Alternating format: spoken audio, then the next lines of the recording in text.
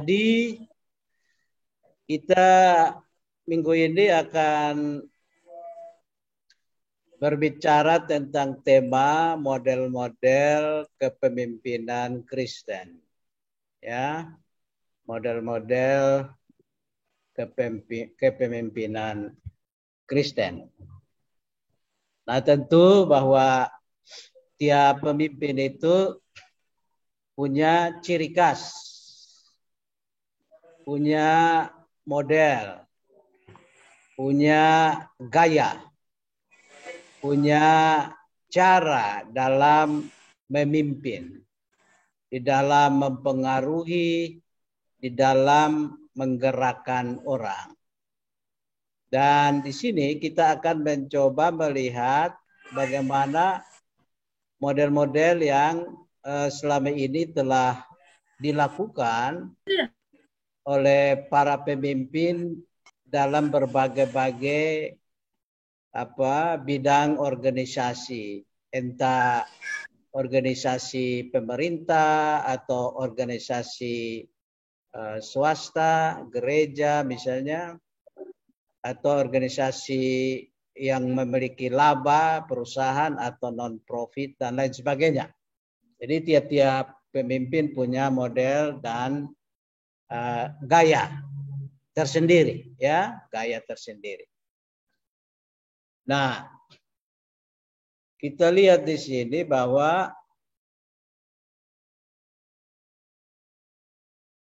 pemimpin ini model atau gayanya itu sebetulnya nampak dari cara dia memimpin dan cara dia membangun komunikasi. Jadi cara dia memimpin, cara dia berkomunikasi dengan orang lain itu nanti menjadi model dari dia. Itu menjadi ciri khas dari dia. Nah, biasanya model-model komunikasi yang buruk akan berakibat pada gagalnya seorang pemimpin dalam memimpin organisasinya.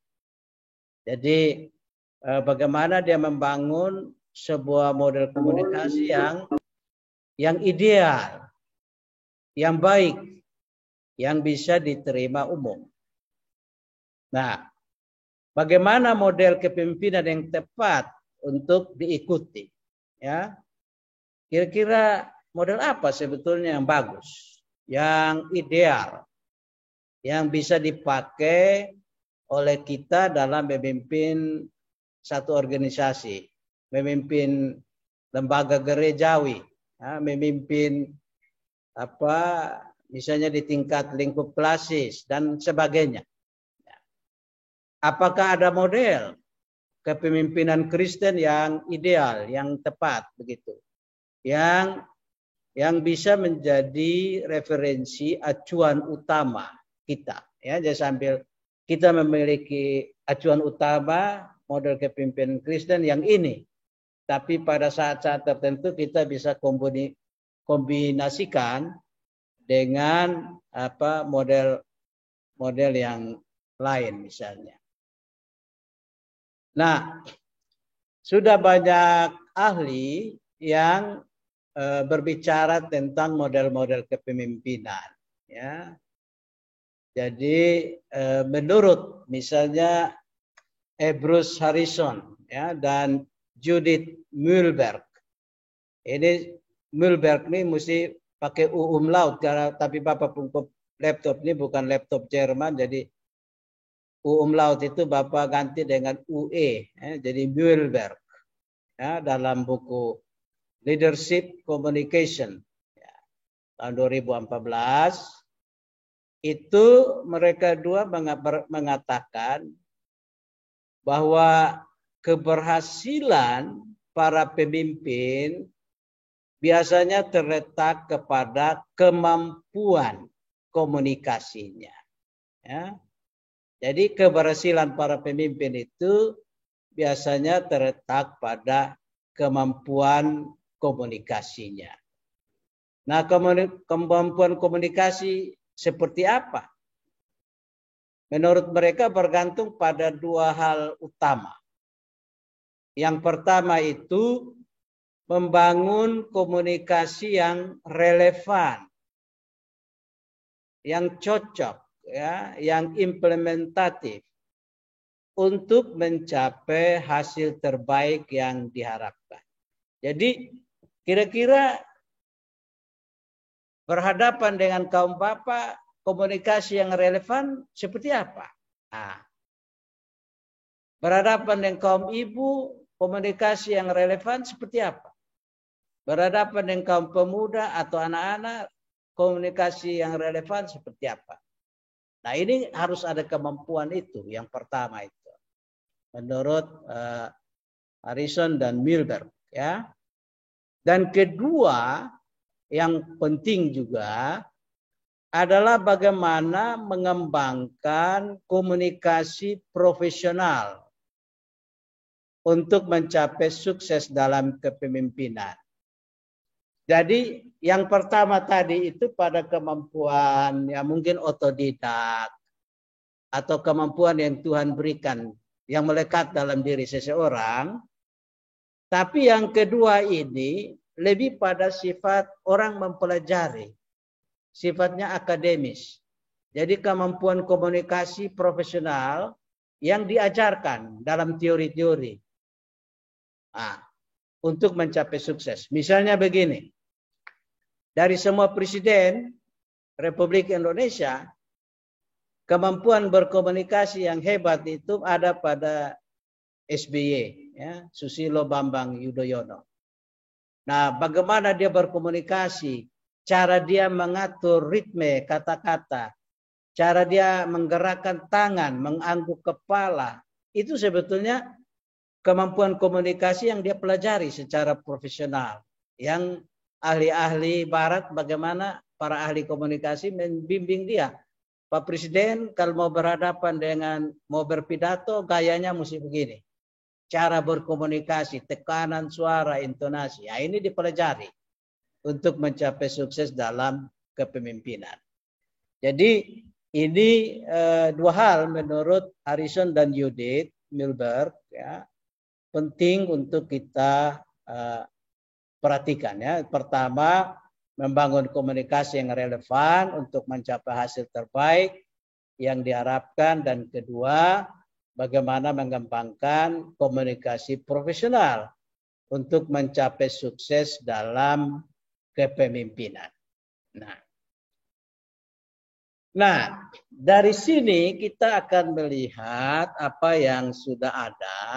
Jadi para ahli ini memberikan berbagai model kepemimpinan Kristen, ya. Di antaranya itu ada salah ketik, ya, di antaranya model kepemimpinan kontingensi. Nah, ini dipopulerkan oleh Fred Fiedler, ya, Fred Fiedler ini. Jadi dia menjelaskan bahwa pemimpin yang berhasil dalam menjalankan kepemimpinannya apabila menerapkan gaya kepemimpinan yang berbeda dalam menghadapi situasi yang berbeda. Nah, ini cocok dengan Harrison dan Milberg tadi itu, ya. Relevannya apa? Situasinya seperti apa, ya? Jadi situasional. Jadi menerapkan gaya kepemimpinan yang berbeda dalam menghadapi situasi yang berbeda. Ya, mengacu pada Milberg tadi katakan poin yang pertama itu. Tidak ada pemimpin yang berhasil dengan hanya menerapkan satu macam gaya untuk segala situasi, ya. Jadi berhadapan dengan pemuda, kita taruh gaya kepemimpinan seperti pada ibu-ibu tidak cocok, menurut Fiedler. Jadi dia harus kalau mau efektif, dia bilang tidak ada gaya yang satu gaya untuk segala situasi, tidak. Ya. Jadi menurut Fred Fiedler ini terdapat 3 situasi yang berpengaruh terhadap efektivitas kepemimpinan. Jadi ada 3 situasi yang punya efek pada kepemimpinan. Pertama itu hubungan antara pemimpin dan anggota merupakan variabel yang sangat kritis dan menentukan situasi yang menguntungkan. Jadi hubungan baik antara sang pemimpin dengan orang-orang yang dipimpin itu penting. Membangun relasi. Jadi kita sebagai pemimpin, misalnya kita kenal nama dia siapa, istri dia siapa, anak dia siapa, kapan dia ulang tahun, dia hobi apa. Ini membangun komunikasi hubungan baik ini penting. Menurut Fiedler. Ya. Kedua, derajat susunan tugas merupakan masukan yang kedua yang sangat penting untuk situasi menguntungkan. Jadi tingkatan tugas, ya, tugas-tugas antara orang-orang yang dipimpin itu juga menentukan keberhasilan. Dan ketiga, kedudukan kekuasaan pemimpin yang diperoleh melalui wewenang formal adalah dimensi kritis yang ketiga dari situasi.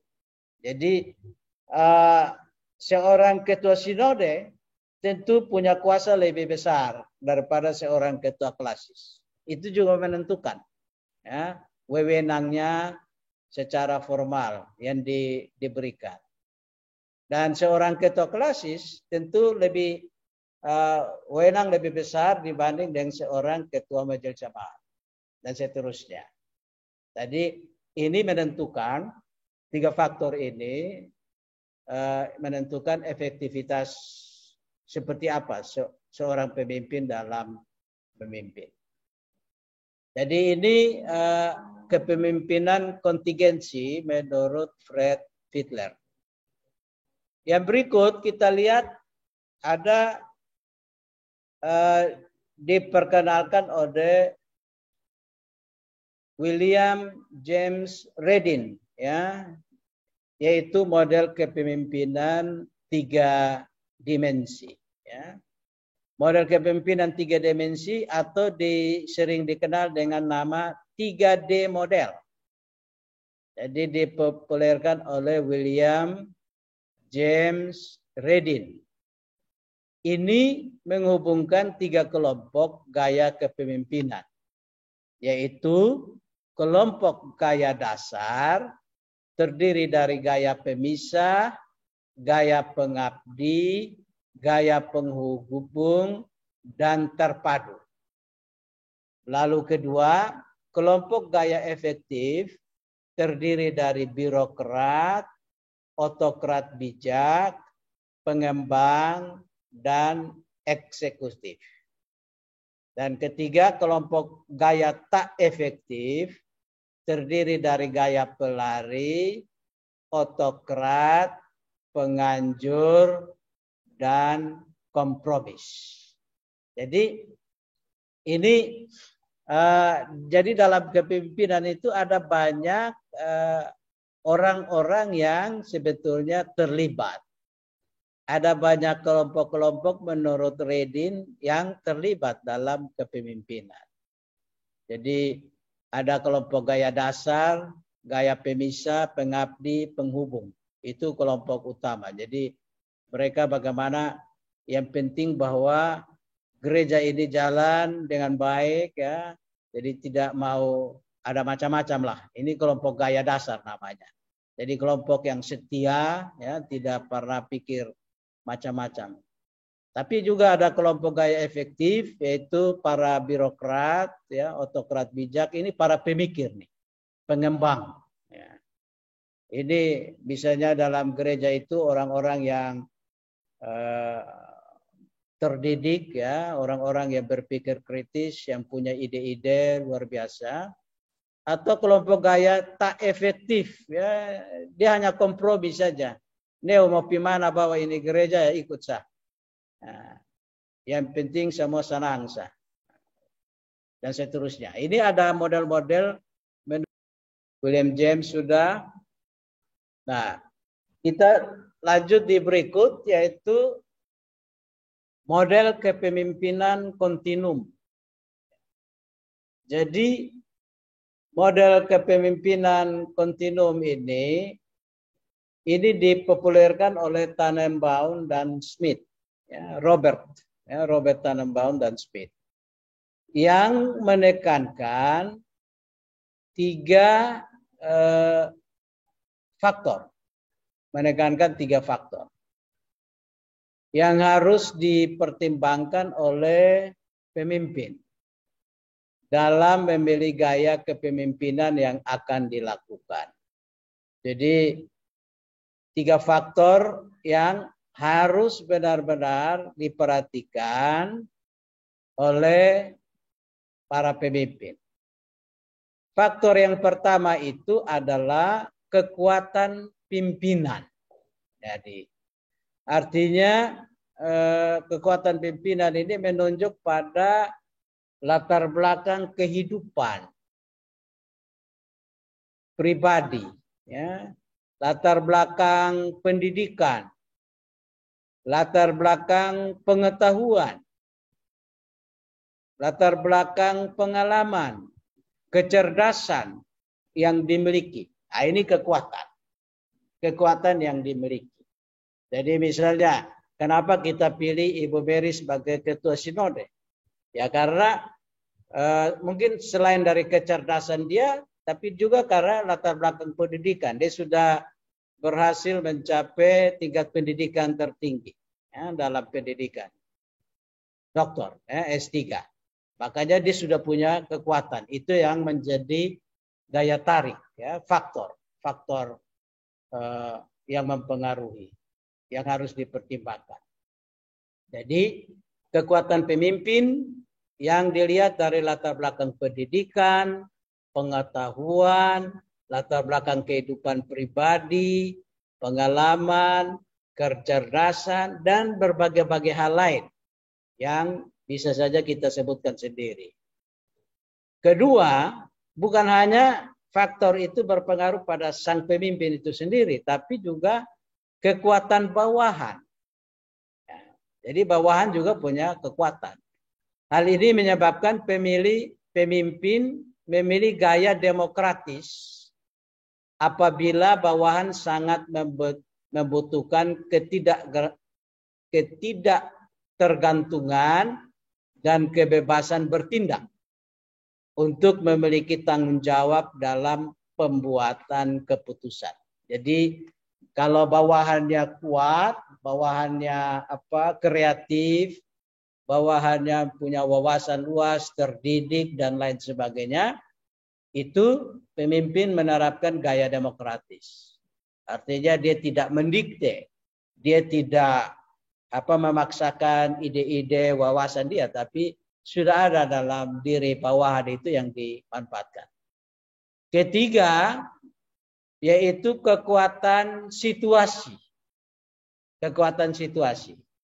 Hal ini mempengaruhi pemilihan gaya kepemimpinan seperti suasana organisasi, tekanan waktu, kelompok kerja khusus, faktor lingkungan, dan lain sebagainya. Jadi kekuatan situasi ini misalnya kalau berhadapan dengan kaum bapak seperti apa, berhadapan dengan kaum ibu seperti apa, berhadapan dengan kaum pemuda seperti apa.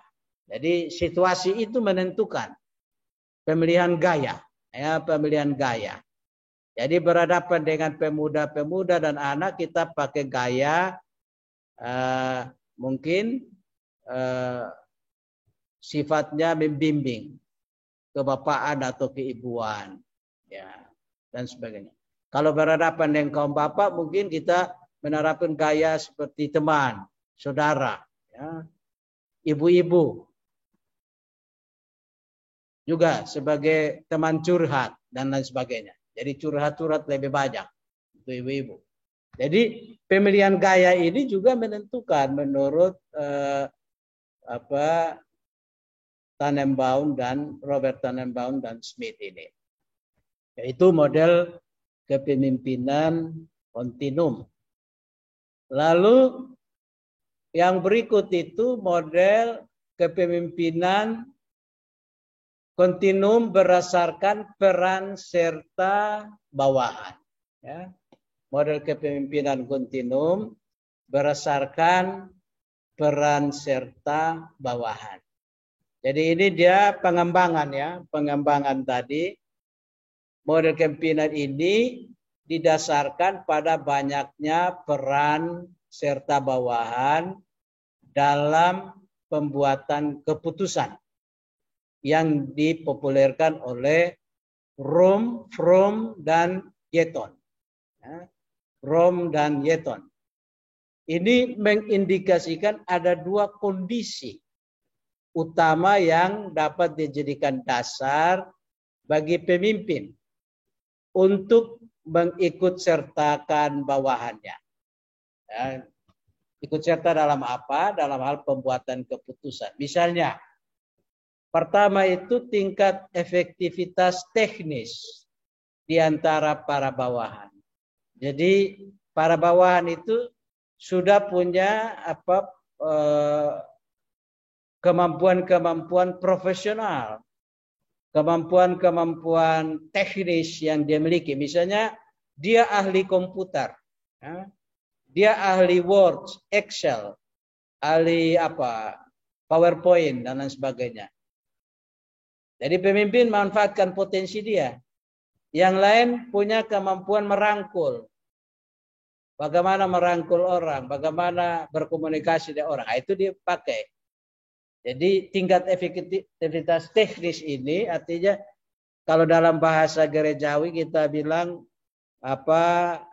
karunia-karunia yang dimiliki oleh tiap-tiap anggota itu dimanfaatkan. Potensi-potensi mereka dimanfaatkan, dipadukan dalam menjalankan roda kepemimpinan. Jadi tingkat efektivitasnya di sini, ya, menurut Fromm Yeaton. Kedua, tingkat motivasi serta dukungan para bawahan. Jadi tiap orang yang ada di dalam organisasi itu punya motivasi sendiri, ya, dan dorongan-dorongan tersendiri. Nah ini pemimpin harus mampu melihat. Ya misalnya ada orang yang mau melayani di gereja, dia punya motivasi tertentu. Bagaimana dia misalnya motivasi dia mengabdi sambil aktualisasi diri, menampilkan diri. Jadi dia ingin tampil di publik, tapi dia punya potensi. Nah, pemimpin memanfaatkan itu sambil memberi dia ruang untuk aktualisasi diri, tapi juga dia berguna bagi gereja. Misalnya beri dia peran untuk mengisi lagu-lagu kalau dia pandai bernyanyi.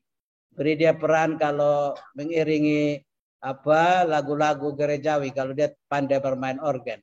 Jadi tingkat motivasi dia ini dengan potensi yang ada ini juga harus diperhatikan oleh para pemimpin. Jadi ini model kepemimpinan kontinum berdasarkan peran serta para bawahan itu. Yang berikut kita lihat model kepemimpinan kontingensi 5 faktor. Ya, model kepemimpinan kontingensi 5 faktor yang dipopulerkan oleh Faris. Ya. Jadi Faris ini menganalisis pengaruh terhadap perilaku pemimpin dapat datang dari pemimpin itu sendiri, ya, atau dari bawahan dan dapat disalurkan secara berbeda antara kedua pihak tersebut. Jadi faktor pengaruh perilaku pemimpin atau juga pengaruh perilaku bawahan ini juga bisa diterapkan, disalurkan untuk menjalankan roda kepemimpinan. Jadi ketepatan jenis perilaku pemimpin ini menurut Faris ini tergantung pada 5 faktor. Yang pertama itu wewenang pengawasan terhadap masalah yang ada. Jadi wewenang pengawasan, siapa yang mengawasi. B, wewenang anggota kelompok terhadap masalah. 3, pentingnya penerimaan dan pemberian keputusan terhadap pimpinan. Keempat, pentingnya penerimaan keputusan terhadap anggota kelompok. Lalu kelima itu tekanan waktu. Jadi durasi waktu berapa lama itu juga mempengaruhi.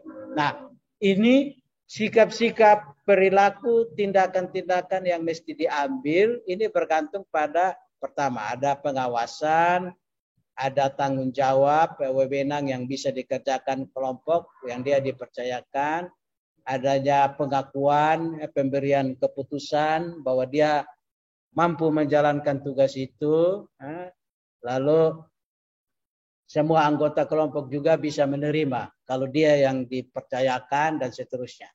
Lalu waktu yang diberikan kira-kira berapa lama?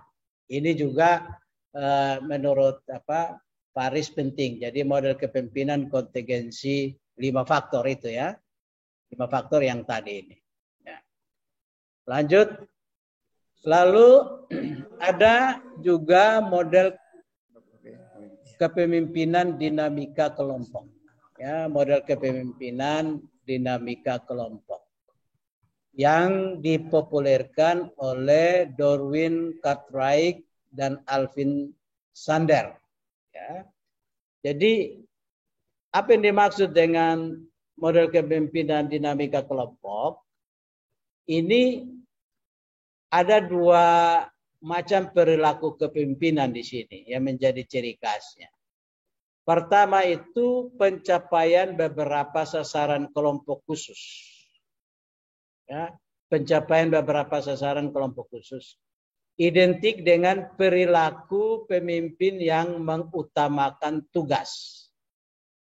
Jadi tugas ini harus dikerjakan ya, secara tepat, terukur. Lalu kedua, pemeliharaan dan penguatan kelompok itu sendiri. Identik dengan perilaku pemimpin yang mengutamakan hubungan antar orang. Jadi ada tugas, ya, lalu pemimpin berikan tugas, tapi sambil juga dia membangun komunikasi yang baik, efektif, ya, hubungan akrab, ya, saling komunikasi terus, ya, saling memberi informasi terus antara orang yang dipimpin dan orang yang memimpin dan orang yang dipimpin. Jadi mengutamakan hubungan, relasi personal antar pribadi, antar orang itu. Jadi ini disebut sebagai kepemimpinan dinamika kelompok. Lalu yang berikut itu model kepemimpinan 4 goal. Ya.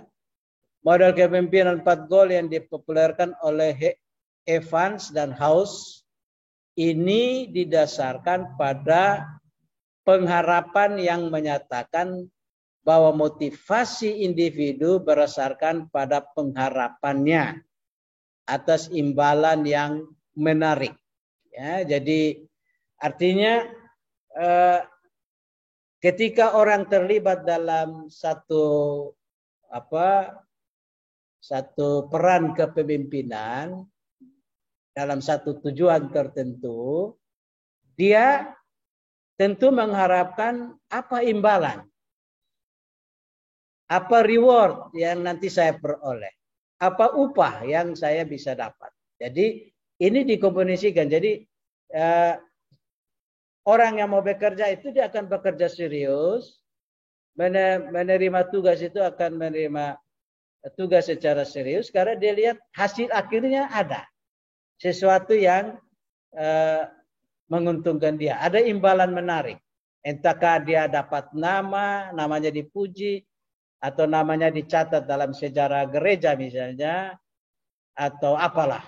Itu sesuatu yang penting. Jadi 4 goal ini. Pendekatan ini menitik beratkan pada pemimpin sebagai sumber imbalan dan mencoba memprediksi bagaimana perbedaan tipe imbalan dan perbedaan gaya kepemimpinan yang mempengaruhi motivasi, prestasi, dan kepuasan bawahan. Ya, kepuasan bawahan. Jadi pemimpin ada memberikan reward. Dia bukan janji-janji atau memberi harapan palsu, tapi sesuatu yang jelas. Kalau kita kerja sungguh-sungguh, ini hasil akhirnya ini dan seterusnya. Ini disebut model kepemimpinan 4 goal.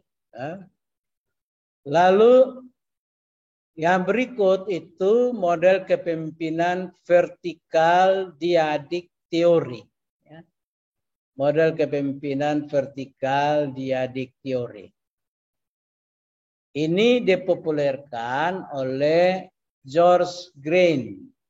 Jadi ini sebetulnya pengembangan dari model vertikal diadik teori oleh Martin J. Cannon. Ya. Model kepemimpinan ini jelas menitik beratkan pada dyad. Apa itu dyad? Yaitu hubungan antara pemimpin dengan tiap bawahannya secara bebas. Jadi sifatnya diadik ya. Hubungan antara pemimpin dengan tiap bawahannya secara bebas. Jadi pemimpin dan bawahan itu punya hubungan yang begitu akrab. Sang bawahan tidak menganggap ini sebagai bos yang harus hormati, kalau mau bertemu harus mengatur jadwal pertemuan dulu atau apa dan seterusnya. Tidak, kapan saja mau dia bertemu dengan pemimpin dan saling menyapa juga yang tidak formal tapi yang santai-santai saja dan seterusnya. Jadi hubungannya bebas. Pendekatan ini berusaha memanfaatkan kelebihan ataupun kekurangan yang ada pada tiap bawahan.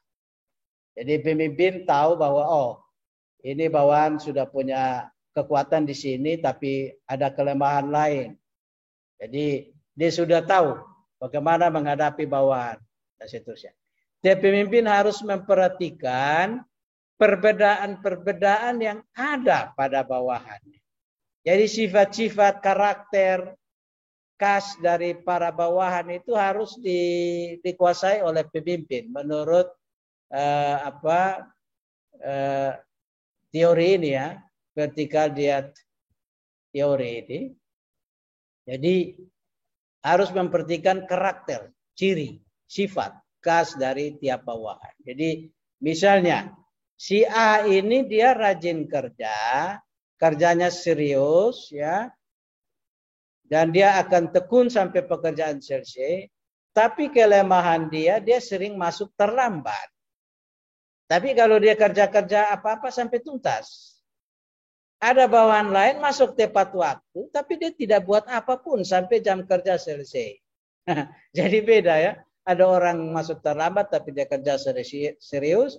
Tapi ada yang masuk tepat waktu tapi dia tidak tahu apa yang mau dia buat. Dia hanya datang menghabiskan waktu saja. Tepat dan menghabiskan waktu.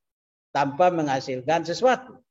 Nah ini yang harus dipikirkan oleh pemimpin.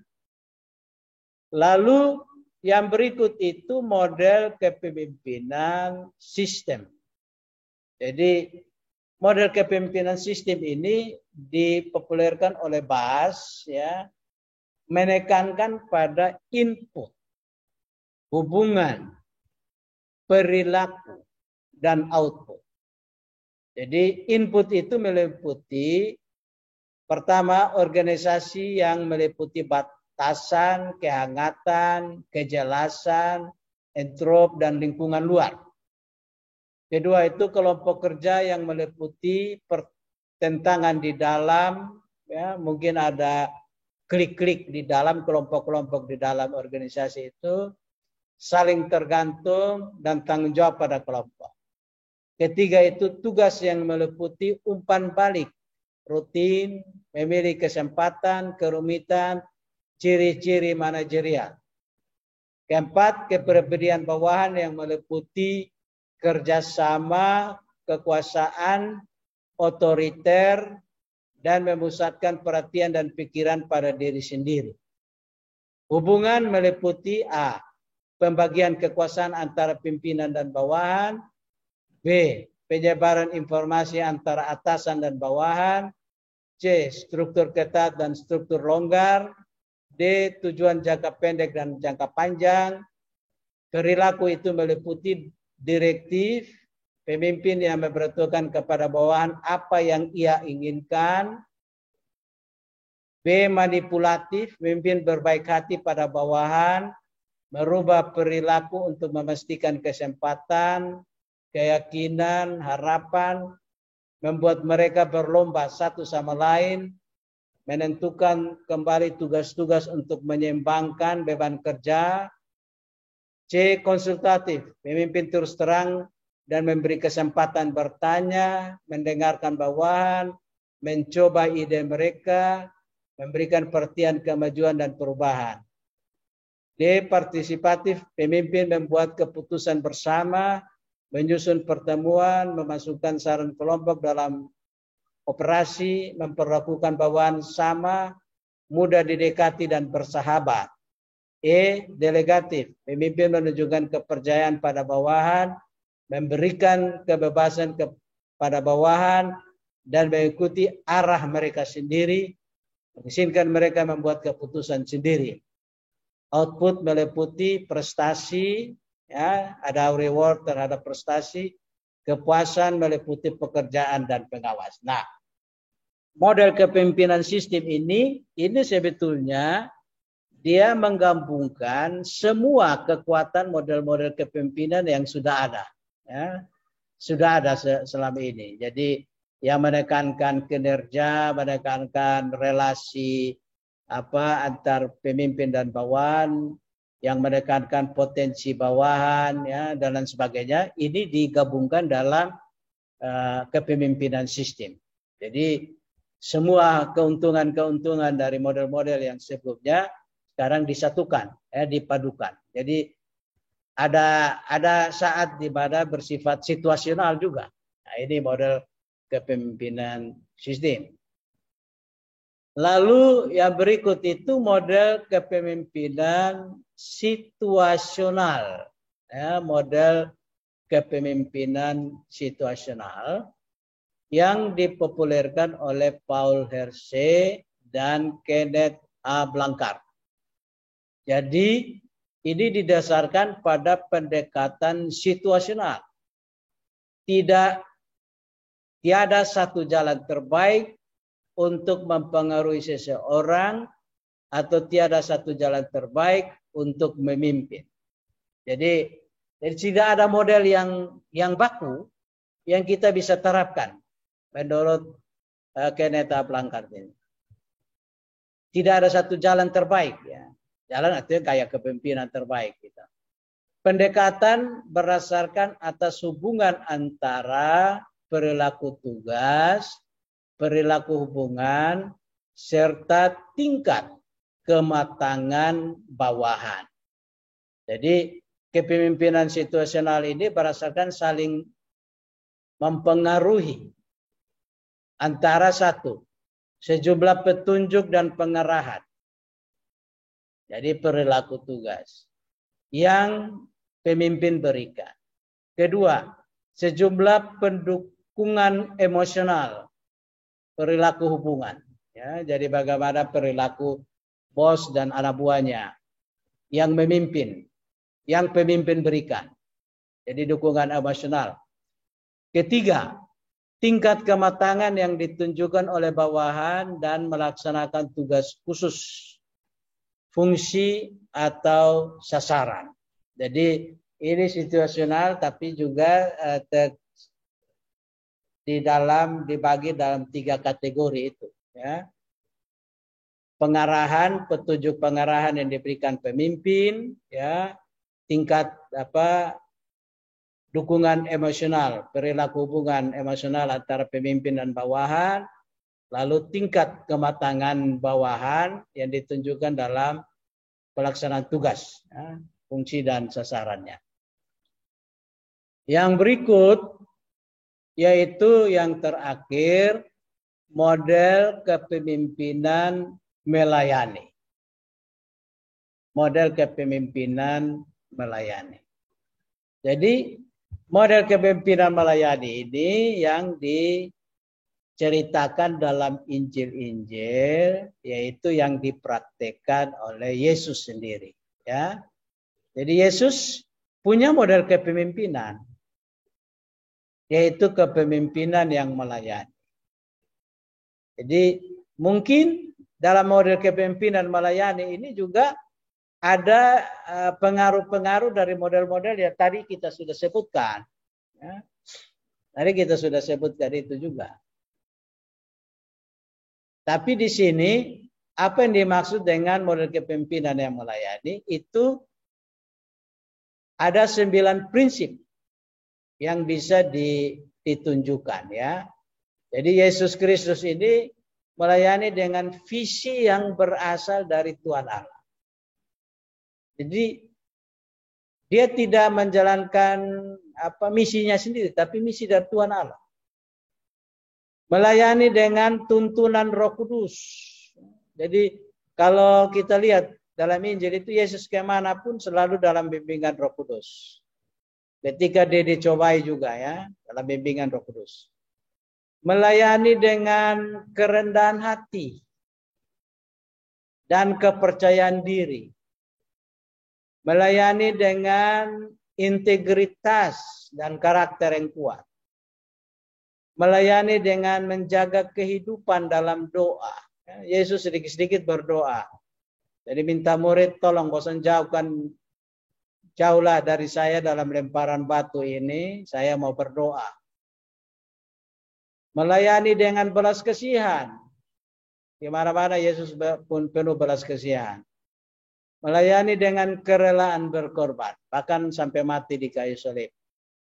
Melayani dengan memberdayakan, mengkader. Ya, jadi Yesus memilih para murid ya 12, 70 dan seterusnya. Dia ada pengkaderan. Dan membangun tim kepemimpinan. Ya, kemana-mana Yesus selalu bawa 12 murid mendampingi dia berjalan dari satu kota ke kota. Atau Yesus misalnya membangun tim, misalnya kalau pergi jangan sendiri tapi dengan kawan lain. Nah, itu ada tim. Ya. Melayani dengan keberanian menempuh resiko. Yesus maki kaum Farisi ular beludak.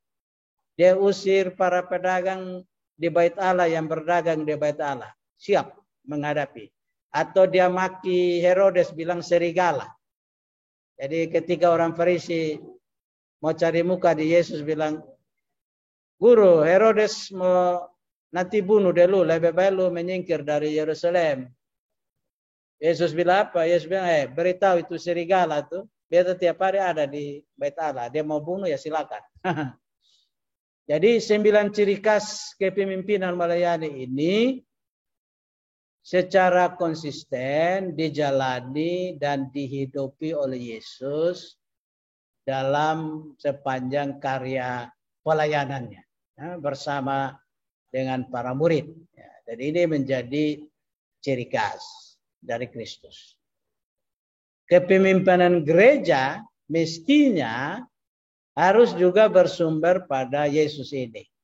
Entah dia menerapkan model-model yang ada sesuai dengan teori para ahli tadi, tapi kepemimpinan gereja ini harus bersumber pada Kristus sebagai pemilik dan kepala gereja.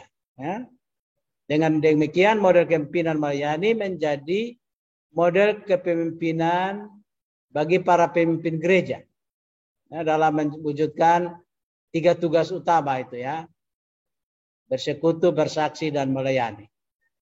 Kalau Peter Gebit disebut dengan panca pelayanan. Ya. Dan itu sudah bukan hanya 3 yang utama, tapi ada 2 yang lain yang penting juga ya. Bersekutu, bersaksi, dan melayani. Ya. Itu liturgia dan oikonomia. Jadi pengembangan liturgia dan oikonomia. Nah ini model-model kepemimpinan yang ada dan kita bisa menyimpulkan bahwa ternyata yang ideal itu yang bisa kita pakai sebagai acuan, yaitu model kepemimpinan yang melayani yang dipopulerkan oleh Yesus sendiri. Oke, jadi itu demikian secara ringkas, secara garis besar, model-model kepemimpinan yang ada. Dan akhirnya kita mengerucut pada model kepemimpinan dari Yesus sendiri. Jadi silakan. Saya sekarang beri kesempatan untuk kita memberikan komentar, pendapat, catatan, refleksi, ya, pengalaman, atau apa saja yang ada dalam benak, dalam pikiran kita semua, untuk kita saling share, saling berbagi di sini. Jadi sudah ada angkat tangan di situ, ada Adik Aprianto, Adik Daud, ya, Adik Beatrice, ya. Oke, baru ya untuk sementara 3 orang dulu. Silakan Adik Aprianto. Ya, shalom Bapak. Terima kasih banyak untuk kesempatan. Ini yang sangat bagus sekali dan sangat sesuai dengan konteks pelayanan secara khusus dalam LKS. Dan tadi saya sepakat dengan Bapak tentang kesimpulan yang Bapak sudah buat tentang model kepemimpinan yang sangat efektif itu ialah model kepemimpinan melayani. Tetapi dalam dunia pelayanan Bapak, model kepemimpinan yang saya jumpai itu jarang sekali saya jumpai dengan model kepemimpinan melayani ini. Tetapi model kepemimpinan yang selalu ada itu salah satunya kepemimpinan Batgoal. Itu karena ada keimbalan yang menguntungkan atau apa segala macam, sehingga baru mau melakukan sesuatu begitu. Oke lah, ini saya pikir ada nilai positifnya juga, sehingga ketika kita melakukan sesuatu itu ada targetnya gitu. Tetapi di sisi lain itu dia lebih kepada menguntungkan diri sendiri baru mau melakukan sesuatu. Tetapi apabila hanya menguntungkan orang lain, kemungkinan dia tidak melakukan sesuatu. Itu saya pikir ini menjadi kelemahan dari model ini. Tetapi model semacam ini itu saya jumpai dalam dunia pelayanan saat ini. Lalu yang berikutnya lagi model kepemimpinan vertikal didik teori Bapak. Ini terkait dengan hubungan dengan bawaan. Ini kalau dalam dunia pelayanan saat ini Bapak, ini yang menjadi masalah yang cukup serius bagi saya. Apalagi kalau omong senior junior dalam konteks pelayanan. Bayangkan dalam dunia pelayanan ada istilah senior junior. Ini senior, ini dia sudah, ini masih junior dan lain sebagainya. Dan itu kadang dari senior menuntut untuk dia terlalu dihargai dan lain sebagainya. Istilah maaf kata Bapak terlalu tegang kalau berhadapan dengan senior. Dan ini bagi saya tidak sesuai lagi dengan kepemimpinan yang sesungguhnya, itu kepemimpinan yang melayani tadi. Saya pikir itu saja sharing dari saya Bapak terkait dengan pengalaman yang saya jumpai. Oke, terima kasih Adik Aprianto, betul sekali. Jadi memang fakta di lapangan bahwa Patgol itu sering menjadi ciri ada dalam pelayanan kita. Jadi orang bekerja sesuatu tentu dia menginginkan imbalan. Jadi tanpa imbalan orang mungkin kerja asal-asalan atau tidak mau terlibat. Ini juga tantangan ya dalam kehidupan pelayanan di gereja, karena di gereja itu kan sebetulnya tujuannya lebih pada sukarela. Tapi fakta di lapangan justru orang mau bekerja karena itu. Nah, memang ada sisi negatif seperti Adik Aprianto bilang, itu betul. Tapi positifnya ialah bahwa karena pemimpin melihat bahwa ini dengan adanya imbalan, dengan adanya reward, orang akan lebih bekerja sungguh-sungguh. Nah, ada orang juga yang sebetulnya tidak memikirkan mau ada imbalan atau tidak dia bekerja. Itu tidak sesuai. Tapi ada banyak, sebagian orang juga dia tidak akan mau bekerja kalau tidak ada manfaat efek apa-apa bagi dirinya. Jadi memang pandai-pandai pemimpin memperhatikan. Terus juga tentang senior junior itu dalam pelayanan kepemimpinan dalam gereja ini memang itu fakta ya, ada dalam pelayanan gereja. Tapi sebetulnya kita tidak usah penekanan yang berlebihan tentang saya senior, Anda junior. Karena Anda junior, Anda diam saja. Dengar kakak-kakak senior bicara, Anda tinggal laksanakan. Nah, itu juga terlalu berlebihan jika demikian terjadi. Tapi ini putus nih. Sorry, Bapak punya ini mungkin sinyalnya ada di kampus, ada syukuran, jadi ada live juga, jadi mungkin mempengaruhi sinyal di kampus juga. Jadi Bapak pun putus-putus. Jadi oke, begitu. Terima kasih Adik Aprianto. Sekarang Adi Daud. Adi Daud. Baik, Bapak. Terima kasih. Iya. Halo, Bapak. Ya. Teman-teman bisa dengar? Ya. Bisa. Nah, ya. Baik, yang pertama terima kasih Bapak untuk materi hari ini. Materi yang sangat luar biasa. Sebenarnya teori-teori ini sudah kita lakukan setiap hari. Tapi karena faktor pengetahuan kita tidak tahu ini teori ini datang dari yang kita lakukan ini ternyata teorinya begini.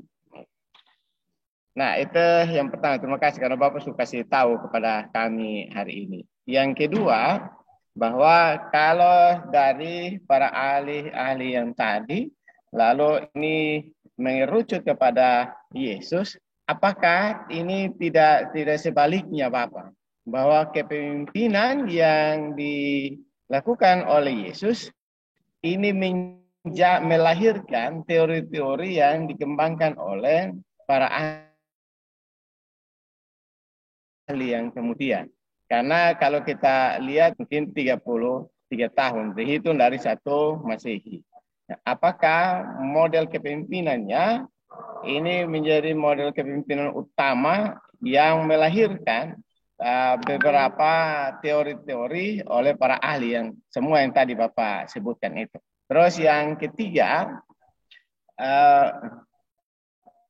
kira-kira yang Bapak lihat sekarang ini, yang paling banyak berkembang dalam sistem kepemimpinan yang ada di Gemit itu lebih condong itu ke arah yang mana Bapak?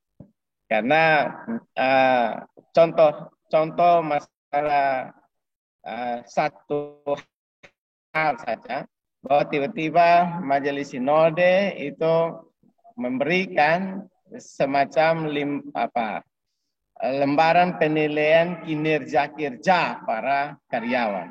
Tetapi itu hanya yang kami lihat itu hanyalah sebuah formalitas yang diberikan kepada karyawan. Saya tidak tahu juga dia punya goal itu apa. Karena setelah itu semua, terus dia punya ruangnya apa? Itu tidak nampak. Tujuan akhirnya apa dari kinerja penilaian itu? Itu yang ada pada Gemit saat ini. Jadi saya tidak tahu itu mengapa. Terus yang berikut lagi, model kepemimpinan yang ada pada kita, saya kira ini juga model kepemimpinan yang dipengaruhi oleh, khususnya di Indonesia, yang dipengaruhi oleh faktor penjajahan yang selama ratusan tahun itu, berabad-abad itu kepada bangsa Indonesia. Sehingga melahirkan satu gaya kepemimpinan itu yang senantiasa atasan bawahan. Terus yang dipimpin juga ini tunggu dulu, ini semacam dipaksa dulu baru dia sadar untuk melakukan. Kita belum sampai pada tahap ada darahnya muncul dari dalam diri untuk melakukan sesuatu. Kita hanya senantiasa bilang, ya ini kepemimpinan partisipatif, kolegial,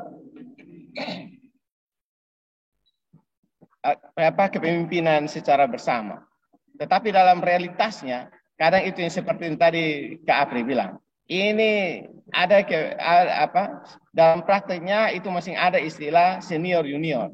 Yang senior itu yang harus dihormati, didengar. Kalau tidak itu dianggap tidak itu melecehkan budaya kita, tidak menganggap. Sehingga kata-kata yang sebenarnya kata-kata yang sebenarnya benar, pernyataan yang benar, kalau itu lahir dari seorang junior, maka itu tidak dianggap apa-apa. Kenapa? Karena faktor yang tadi itu, senior, junior itu. Nah, itu yang kadang terjadi di lapangan. Baik itu di dunia sekuler maupun juga di gereja. Saya kira itu yang dapat saya lihat. Terima kasih Bapak. Oke, terima kasih. Jadi ada beberapa hal penting yang Daud tekankan ya. Jadi misalnya tentang apakah model-model kepemimpinan yang dikembangkan para ahli ini sebetulnya dapat inspirasi dari Yesus ya. Nah, memang Bapak taruh Yesus punya kepemimpinan melayani terakhir. Tapi Daud melihat bahwa bisa saja Yesus punya yang memberi inspirasi kepada model-model kepemimpinan. Ya ada misalnya penekanan pada pengarahan tugas pada bawahan atau membangun relasi yang intim akrab dengan murid-murid, itu Yesus sudah praktikkan terlebih dahulu ya. Dan apalagi para ahli kembangkan baru belakangan di abad 19, abad 20. Yesus pun sudah dari 2000 tahun yang lalu. Jadi bisa saja, dan memang ini bisa jadi semacam tesis, semacam bisa bikin artikel ilmiah. Misalnya model pola relasi Yesus dengan para murid itu sebetulnya sebagai cikal bakal bagi teori ini, teori A. Jadi relasi Yesus itu bisa jadi model bagi teori A yang dikembangkan para ahli. Jadi atau hubungan korelasi itu bisa jadi bahan penelitian. Menyangkut lembaran penilaian kinerja yang Majelis Sinode bagikan ke para pendeta jemaat atau klasis atau lain sebagainya, memang itu dalam penerapannya ada protes ya, ada perbedaan pemahaman. Bapak rasa ini mungkin soal sosialisasi yang kurang saja, sosialisasi yang kurang. Jadi sebetulnya ini produk pada zaman Bapak Fobia dan Bapak Robert Riwukaho almarhum, yang nanti diteruskan oleh Bapak Julius Riwukaho. Jadi sebetulnya begini, memang prinsipnya lembaran kinerja ini sebenarnya tidak perlu ada, karena pendeta umumnya di GBIT itu rajin-rajin bekerja. Tapi kenapa itu mau dibahas, waktu itu Bapak ketua klasis, jadi Bapak tahu apa latar belakangnya. Ada banyak pendeta yang memang dia tidak peduli dengan tugas pelayanan dia. Jadi yang penting tiap bulan dia terima gaji. Apalagi dengan sistem sentralisasi. Gaji akan masuk. Dia mau kerja atau tidak bekerja, gaji akan masuk rekening. Nah ini jadi keperhatian para pemimpin oleh Bapak Robert, Bapak Fobia waktu itu. Dan kemudian nanti teruskan Bapak Julius Riwukaho. Jadi mereka bilang ini tidak bisa kita diamkan. Mesti ada ada aturan atau sesuatu yang bisa mengukur dan bisa mendorong pendeta yang malas itu untuk menunjukkan kinerja mereka, yaitu melalui pengisian lembaran kinerja. Ya sebetulnya bagi para pendeta rajin itu tidak perlu lagi, tapi ini sasarannya sebetulnya pada tujuan akhirnya pada yang malas-malas itu kita semua. Jadi tentang kolonialisme ya, atas bawahan senior itu pengaruh dari zaman penjajahan ya, sehingga masih membekas dalam itu bukan hanya di pemerintah atau masyarakat, tapi juga kadang-kadang dalam gereja itu bisa saja terjadi ya, bisa saja terjadi. Jadi terima kasih Adi Daud. Silakan Adi Beatrix. Habis itu baru Pak Isai. Ya, baik Bapak. Terima kasih. Ini ada dua hal Bapak yang mau saya sampaikan. Yang pertama itu dalam bentuk pertanyaan. Tadi ada disampaikan dalam materi tentang kepemimpinan kontingensi. Itu dari beta kurang dengar tadi siapa Hilter tuh Bapak. Itu tentang dia katakan ini apa? Kepemimpinan itu tidak berhasil jika satu gaya untuk semua situasi. Yang jadi pertanyaannya adalah ini masalahnya banyak yang tidak bisa menyesuaikan diri dalam semua situasi. Misalnya ada pemimpin yang ketika berhadapan dengan anak-anak, dia tidak mampu menyesuaikan diri dengan anak-anak, terkesan kaku. Kemudian ketika berhadapan dengan jadi sangat mengalami kesulitan di dalam menyelesaikan diri untuk setiap situasi. Yang jadi pertanyaannya, apa solusi di dalam menyikapi salah model kepemimpinan ini supaya dalam segala situasi sang pemimpin sehingga paling tidak dia bisa berhasil dalam dia punya gaya. Kemudian yang kedua, Bapak belajar dari kepemimpinan melayani yang tadi oleh Yesus. Saya rasa bahwa ini merupakan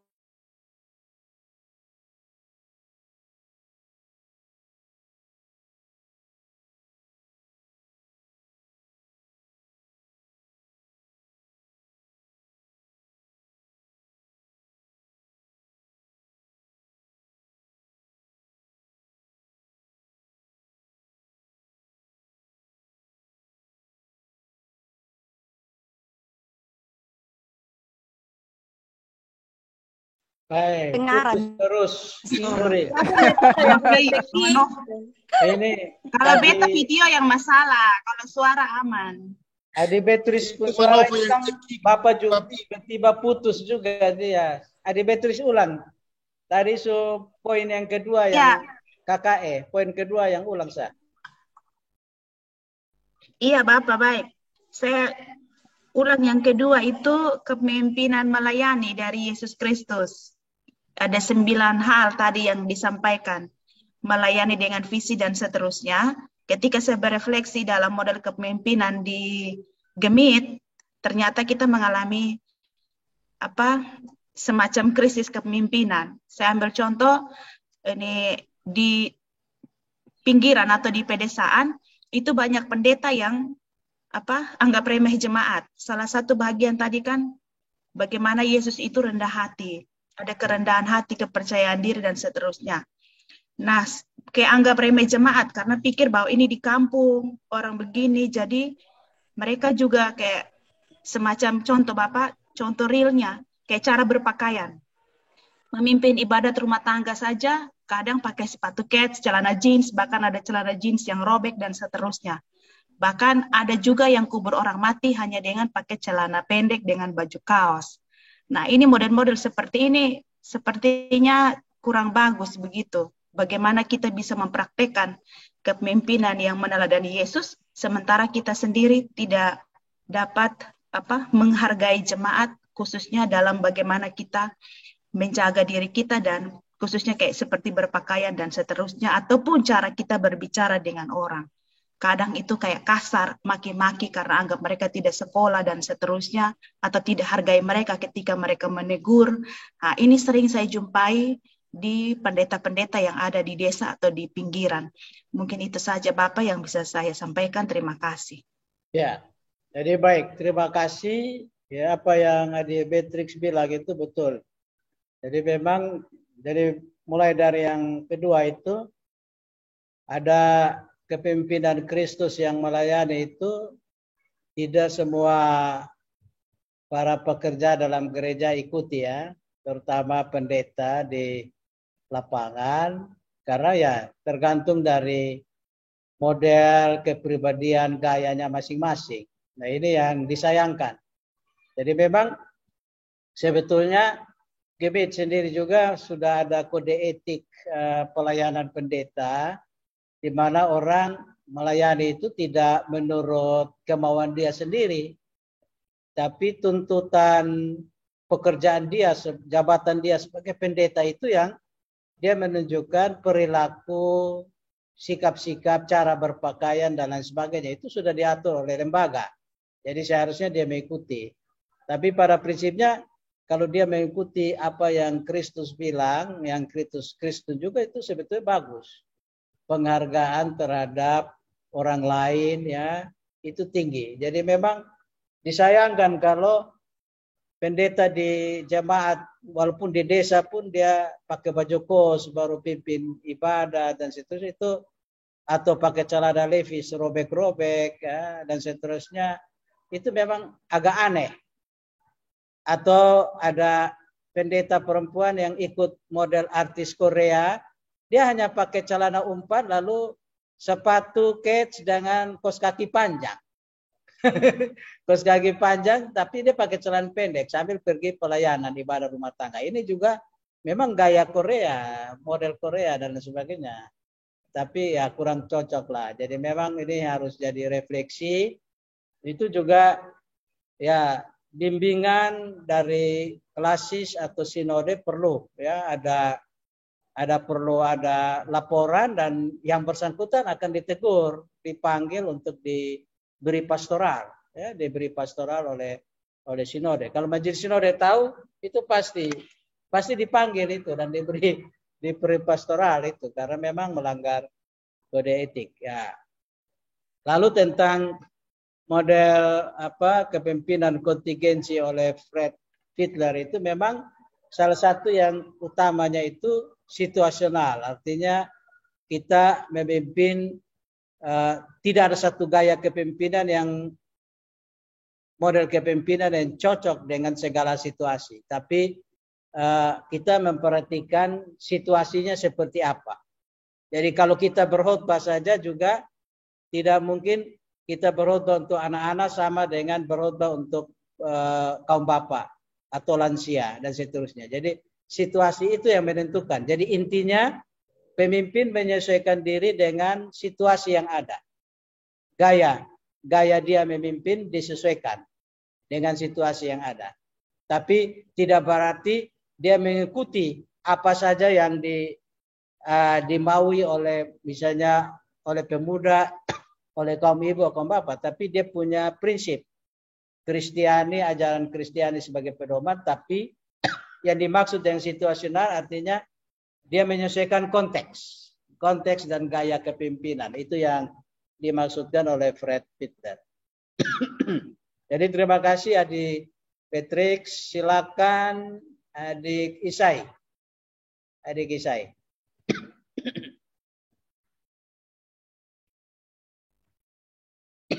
Ya, baik Bapak, terima kasih atas materi pagi ini yang sesungguhnya menolong kami para pendeta untuk bisa belajar lagi tentang bagaimana memimpin dalam konteks pelayanan maupun dalam konteks-konteks yang lain. Karena itu yang pertama Bapak, bahwa kepemimpinan bagi saya itu sebuah proses panjang yang tidak akan pernah berhenti. Karena dalam setiap konteks tentu kami akan belajar tentang bagaimana memerankan sebuah gaya pelayanan yang relevan dengan konteks itu. Yang kedua Bapak, seideal apapun model atau gaya kepemimpinan yang diterapkan, bahkan gaya kepemimpinan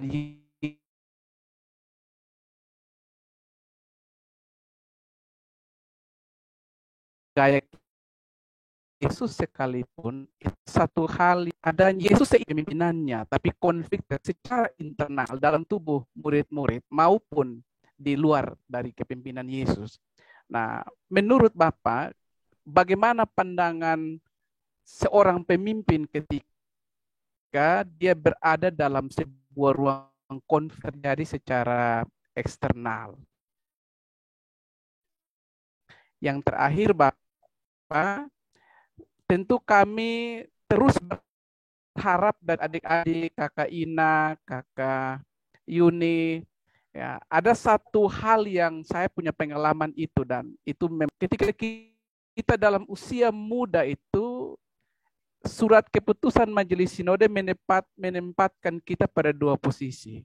Status sebagai seorang hamba, tapi status juga sebagai seorang pemimpin. Dan ini kondisi yang sangat tidak mudah. Nah, bagaimana sikap ya, orang-orang muda yang pertama sekali itu ditugaskan dalam medan layan, bagaimana sikap yang baik dan peran-peran apa yang harus dimainkan. Ini tentu juga akan berdampak pada kami yang akan terus melangkah dalam pelayanan ini. Terima kasih Bapak dari. Ya, terima kasih. Ini adik saya punya beberapa pokok pikiran, Bapak tidak bisa catat karena sinyalnya putus-putus.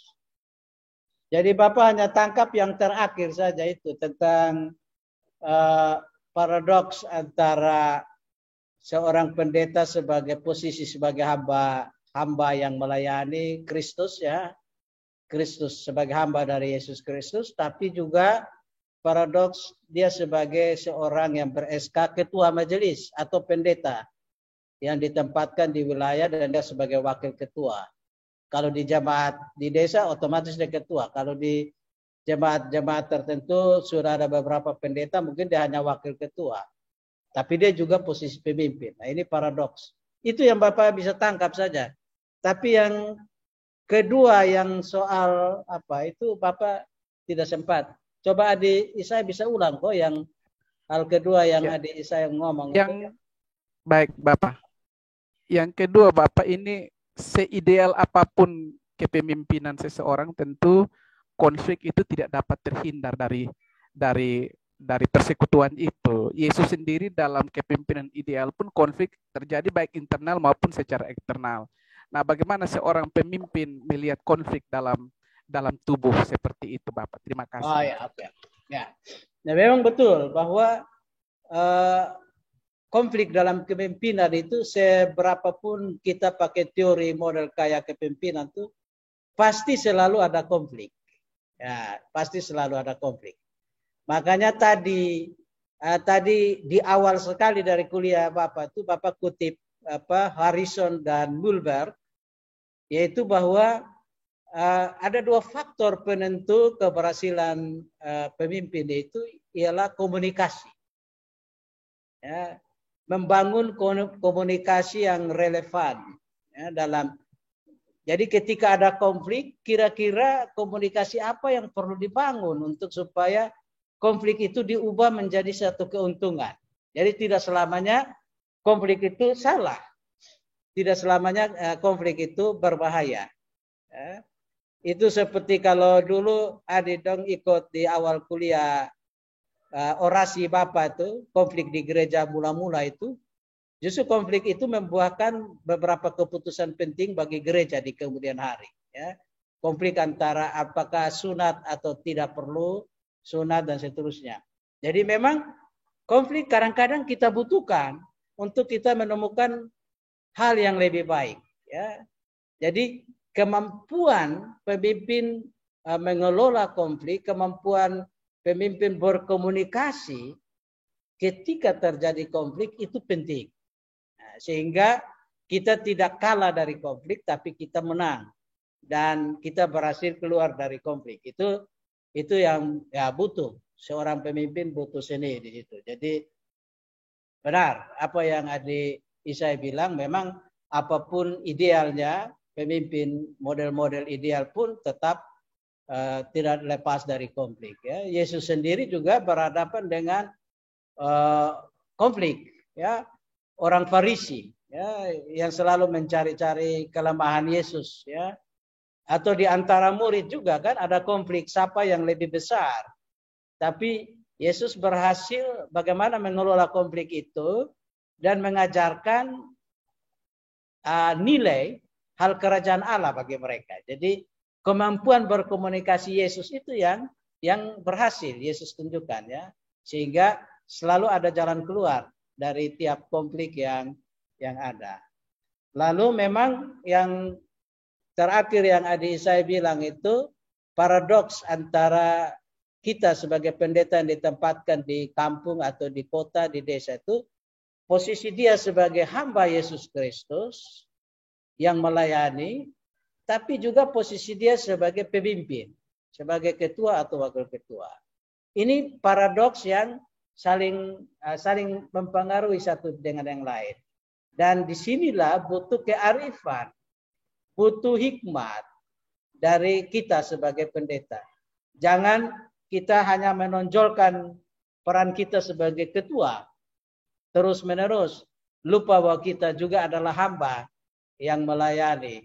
Nah ini paradoks ini harus selalu berperan ya, harus kita pikirkan sehingga pandai-pandai menempatkan diri, pandai-pandai bersikap dalam tugas-tugas pelayanan ini memang sangat dituntut ya oleh kita. Jadi jangan penekanan bahwa saya ketua majelis, saya sarjana, saya orang yang paling pintar di kampung sehingga kalian yang lain semua dengar ya, dengar saja. Nah, itu juga memang salah, ya itu salah.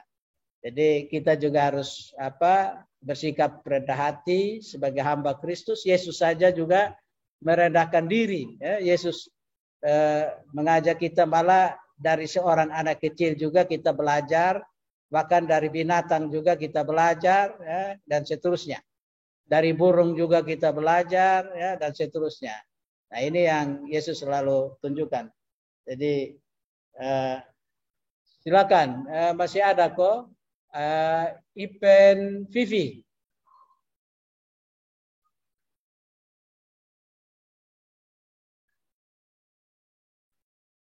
Silakan Ibu Pendeta Vivi.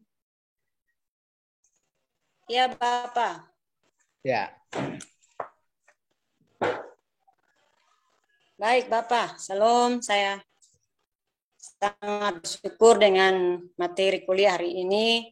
Seperti teman-teman yang lain, sangat memberikan inspirasi bagi kami dalam pelayanan, juga dalam pembentukan diri kami sebagai pemimpin-pemimpin juga. Ya, saya tertarik sekali dengan tadi ada satu model kepemimpinan yang Bapak angkat itu kepemimpinan yang situasional, ya. Itu kalau bagi saya dalam pengalaman pelayanan yang kita alami, yang saya alami khususnya, itu satu bentuk kepemimpinan yang cukup efisien kalau kita terapkan itu di dalam jemaat. Gaya kepemimpinan yang cukup efisien. Dan saya melihat banyak kalau gaya kepemimpinan seperti itu yang diterapkan, itu kita akan diterima bukan berarti kita lalu kemudian tidak punya prinsip, tetapi yang dimaksudkan di sini yaitu bahwa kepemimpinan yang situasional itu membuat kita dapat masuk dalam semua situasi yang ada pada anggota jemaat yang kita pimpin atau anggota yang dipimpin. Ya, jadi kalau kita berhadapan dengan anak-anak, kita bisa berinteraksi, berkomunikasi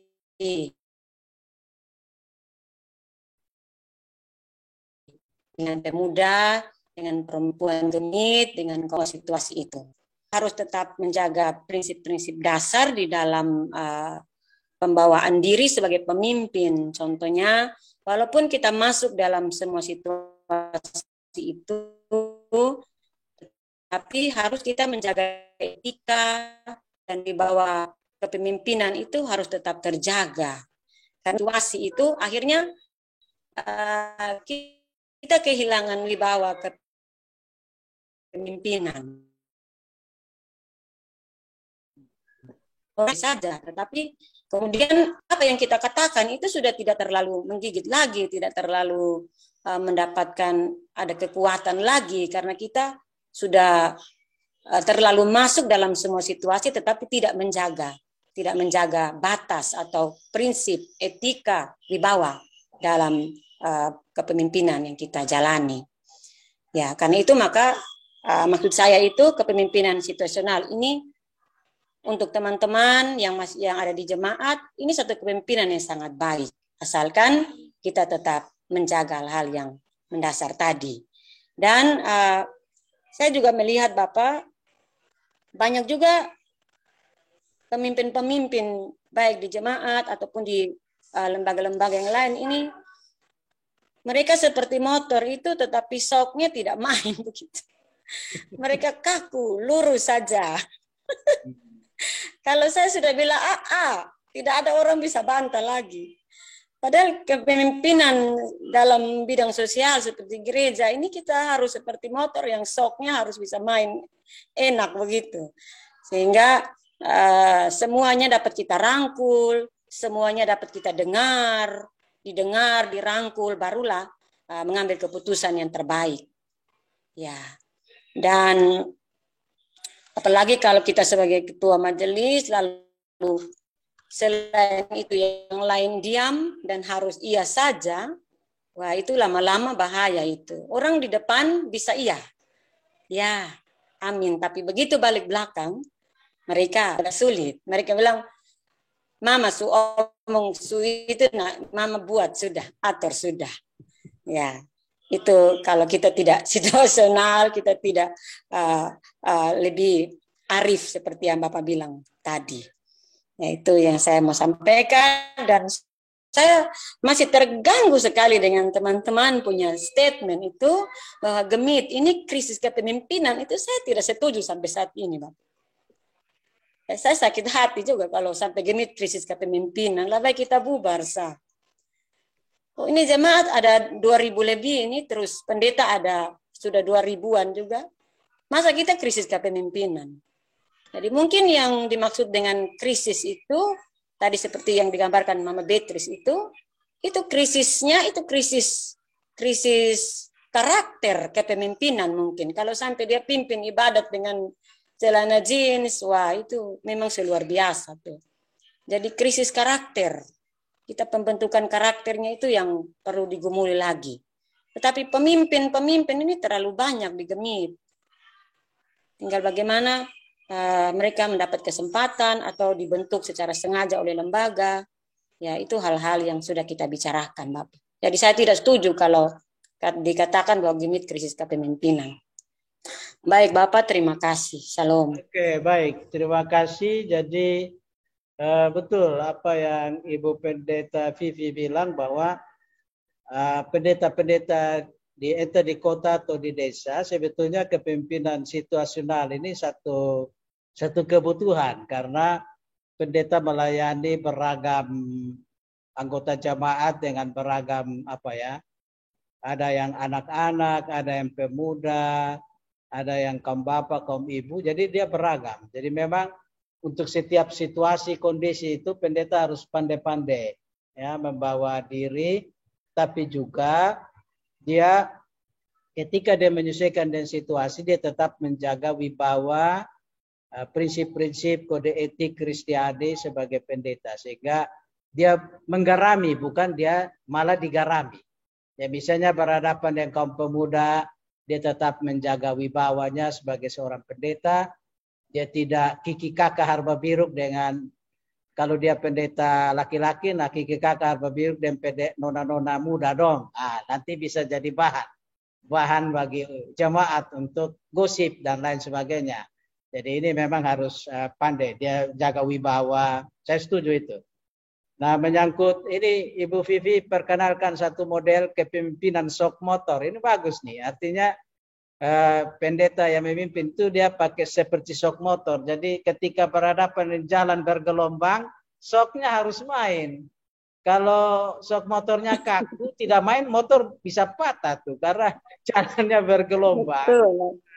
Patah buang itu shock dong. Jadi harus jaga, ada lumas, ada kadang ada saat dia keras, ada saat dia lembek dan seterusnya. Artinya pandai-pandailah pemimpin menjaga situasi kondisi yang ada, menyesuaikan dengan yang ada. Tentang Gemit krisis kepemimpinan kan masing-masing dari sudut pandang ya.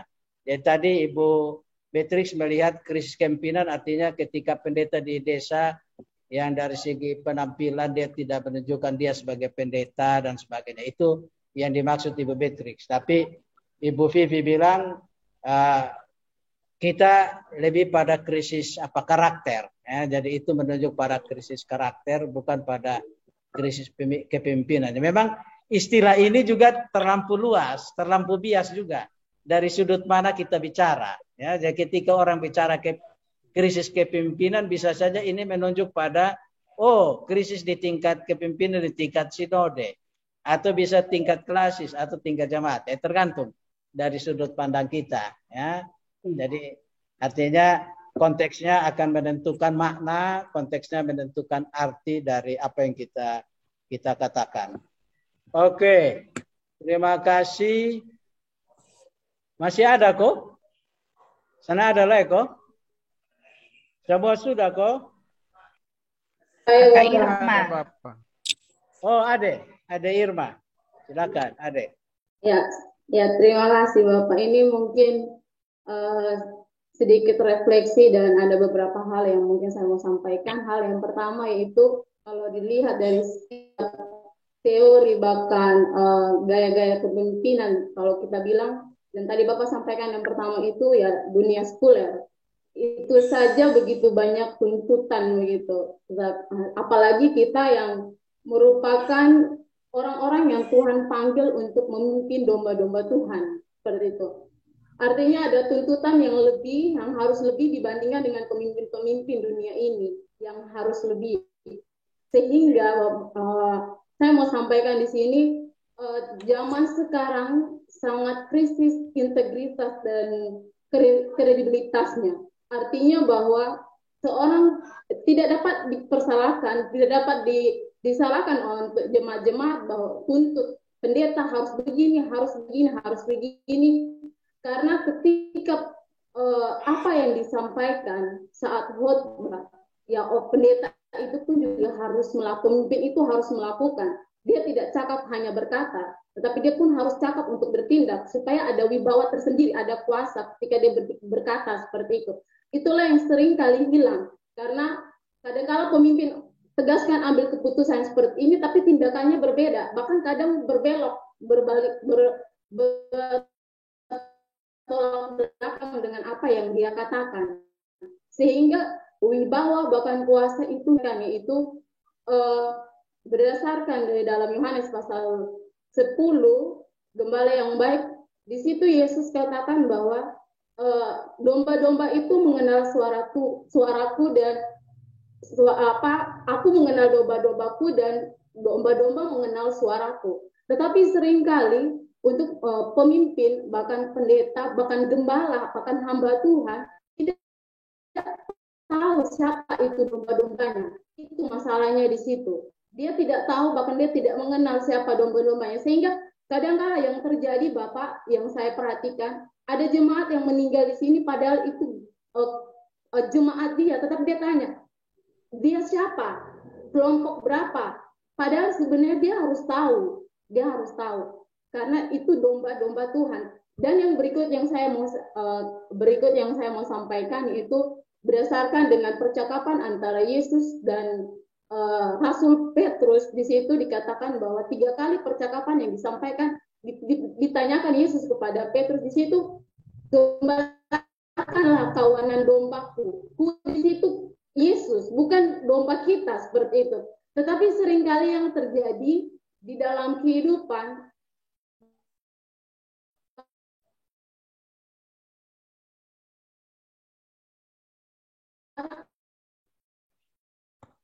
bahkan kadang-kala sebutan dengan. Dan hal yang berikut yang terakhir yang saya mau sampaikan, Bapak, maaf lama, yang saya mau sampaikan ialah pemimpin bagaimanapun dia tidak akan hebat, tidak ada apa-apanya di hadapan Tuhan kecuali dia memiliki hubungan yang baik dengan Tuhan. Ketika dia memiliki hubungan yang baik dengan Tuhan, kalau kita memperhatikan kisah para nabi-nabi secara khusus, bukan raja-raja secara khusus, Raja Daud, setiap kali dia mau pertempuran atau dia mau merebut satu kawasan, dia bertanya kepada Tuhan, dia bertanya kepada Tuhan. Firman Tuhan itu ya dan apa diterapkan nabi-nabi dan raja-raja itu pun juga amin untuk kita zaman sekarang. Seperti itu. Artinya seorang pemimpin itu harus berkomunikasi dengan Tuhan sehingga dia mendapatkan kekuatan dan lawatan dari Roh Kudus supaya dia bisa membimbing domba-domba dari Tuhan. Seperti itu. Itu dari sedikit refleksi dari saya, Bapak. Terima kasih. Baik, terima kasih Adik Irma yang sudah memberikan pikiran-pikirannya bagus ya. Jadi memang tuntutan seorang pemimpin yang pendeta itu dia ada tuntutan lebih dibanding dengan pemimpin lain ya. Tuntutan lebih karena memang berbeda dengan para pemimpin misalnya pemerintah atau apa, mereka kan dari segi fasilitas saja difasilitasi dengan banyak hal. Dari segi jabatan, dukungan keuangan dan lain sebagainya, hierarki itu sangat kuat. Jadi pendeta yang sudah dukungan kurang saja masih ada banyak tuntutan-tuntutan lain yang sebagai seorang hamba Kristus dia harus penuhi, dan ini memang berat. Makanya untuk jadi seorang pendeta itu bukan pekerjaan mudah, itu betul-betul orang yang betul-betul mau mengabdikan diri, baru betul-betul dia bisa berhasil sebagai seorang pendeta di lapangan. Jadi bagus, terima kasih. Dan memang yang kedua, soal integritas pendeta itu memang penting.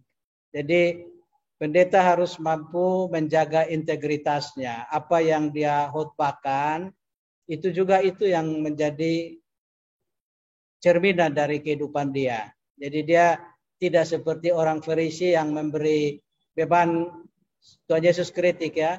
Orang Farisi yang memberi beban banyak pada orang lain, tapi untuk sentuh satu jari kelingking juga dia tidak mau sentuh beban itu ya. Tapi orang lain dia kasih beban.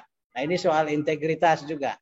Artinya seorang pendeta harus mampu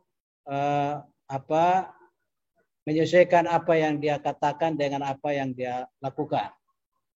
Lalu memang kita harus sadar bahwa pendeta itu melayani domba-domba yang miliknya Kristus, bukan milik kita sendiri. Jadi kebanyakan kita tergoda bahwa kita bos, kita ketua majelis, yang lain itu anak buah dan itu ada dalam genggaman kita. Padahal kita lupa bahwa Kristuslah sesungguhnya pemilik ya dari kawanan domba itu. Lalu memang penting untuk kita sebagai pendeta, sebagai pemimpin selalu punya relasi hubungan yang intim, yang akrab dengan Kristus sang pemilik pelayanan itu sendiri ya, sang kepala gereja itu sendiri. Jadi terima kasih Adik Irma. Ya, sekarang ada Adik Nova dan nanti Adik Ayu. Silakan. Adik Nova.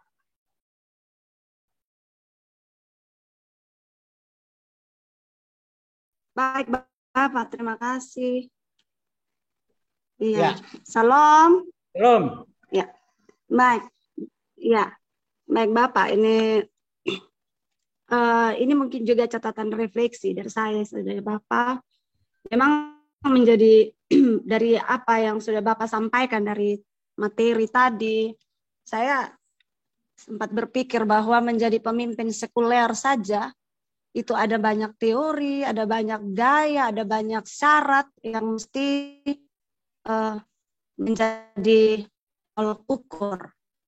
Apalagi menjadi pemimpin Kristen.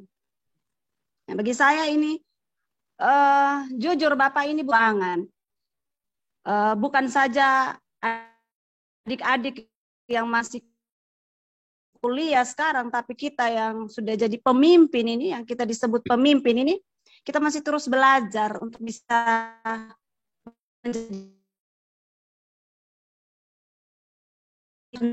menjadi pemimpin lebih baik karena banyak teori yang sudah pada akhirnya kita bisa mempraktekkan itu. Jadi menjadi pemimpin Kristen bagi saya ini sebuah pergumulan, Bapak, pergumulan yang luar biasa.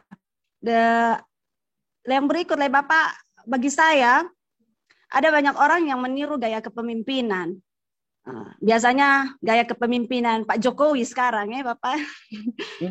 Saya rasa itu gaya kepemimpinan yang bagus juga, gaya pemimpin sekuler. Sekarang dia belusukan di pasar-pasar. Ini pemimpin dan untuk di kepemimpinan sekuler. Tapi kalau untuk kita pemimpinan tuh manusia punya keterbatasan. Tapi kita belajar pemimpin Yesus Kristus itu yang model ideal bagi saya.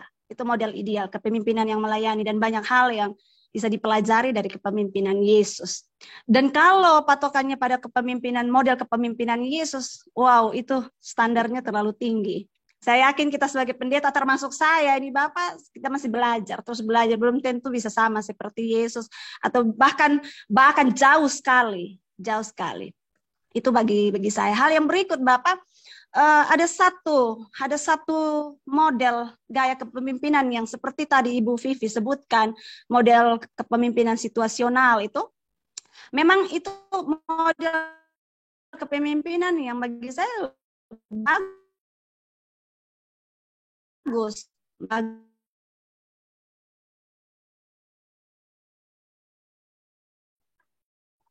Tapi dia mesti berhati-hati di sana. Contohnya jemaat orang bilang masuk kandang kambing mengembik, akhirnya kebablasan Bapak. Tetapi anehnya jemaat suka dengan gaya kepemimpinan itu. Misalnya orang ada pemimpin yang suka minum mabuk bersama dengan jemaat. Nah, tapi jemaat justru iya beli kasih jemaat minuman lalu minum rame-rame. Tetapi bagi jemaat model kepemimpinan yang seperti ini yang dong angkat jempol karena ini yang betul-betul pendeta yang dekat dengan jemaat. Nah, jadi ini bisa berada bersama dibandingkan kita yang pendeta yang menjaga kewibawaan, dianggap bilang hai masih di dunia sok suci. Nah, begitu dan sebagainya. Jadi ini sebuah problem. Lalu menjadi model pembanding sok suci dan sebagainya. Dan ini ada di dalam lapangan di dunia kita sekarang Bapak. Kita lihat dengan mata ini Bapak. Jadi ini karena itu bagi saya Bapak ini entah terlambat atau belum terlambat para pemimpin-pemimpin misalnya kayak seperti adik-adik yang baru mau jadi pendeta ini harus terus banyak belajar juga untuk terus berlatih tentang kepemimpinan agar tidak terjadi salah menafsir dan salah mempraktekkan ketika ada di lapangan begitu. Jadi mungkin itu komentar dari saya Bapak. Terima kasih.